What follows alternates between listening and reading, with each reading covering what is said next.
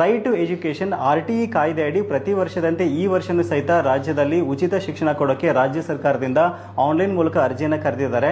ಹೌದು, ರಾಜ್ಯದಲ್ಲಿ ಸಾಮಾಜಿಕವಾಗಿ ಹಿಂದುಳಿದ ಮತ್ತು ಆರ್ಥಿಕವಾಗಿ ದುರ್ಬಲ ವರ್ಗದ ಮಕ್ಕಳಿಗೆ ಖಾಸಗಿ ಶಾಲೆಗಳಲ್ಲಿ 25% ಸೀಟ್ಗಳನ್ನು ಉಚಿತವಾಗಿ ನೀಡಲಾಗ್ತಾ ಇದೆ. ಸೊ ಮಕ್ಕಳಿಗೆ ಇಲ್ಲಿ ಟ್ಯೂಷನ್ ಫೀ ಆಗಿರ್ಬೋದು, ಬುಕ್ಸ್ ಆಗಿರ್ಬೋದು, ಯೂನಿಫಾರ್ಮ್ಗಳನ್ನು ಮತ್ತು ಇತರೆ ಶುಲ್ಕಗಳನ್ನು ಸರ್ಕಾರದ ಕಡೆಯಿಂದನೇ ಖಾಸಗಿ ಶಾಲೆಗಳಿಗೆ ಪಾವತಿನ ಮಾಡಲಾಗುತ್ತೆ. ಇನ್ ಕೇಸ್ ನೀವೇನಾದರೂ ನಿಮ್ಮ ಮಕ್ಕಳನ್ನ ಈ ಸಾರಿ LKG ಅಥವಾ 1ನೇ ತರಗತಿಗೆ ಅಡ್ಮಿಷನ್ ಮಾಡಿಸ್ತಾ ಇದ್ದೀರಾ ಅಂತಂದ್ರೆ ಮಿಸ್ ಮಾಡದೆ ಈ ವಿಡಿಯೋನ ಕೊನೆವರೆಗೂ ನೋಡಿ. ಈ ಒಂದು ಅರ್ಜಿನ ಸಲ್ಲಿಸೋಕೆ ಬರೋ ತಿಂಗಳು 12ನೇ ತಾರೀಕು ಕೊನೆ ದಿನಾಂಕ ಆಗಿರುತ್ತೆ.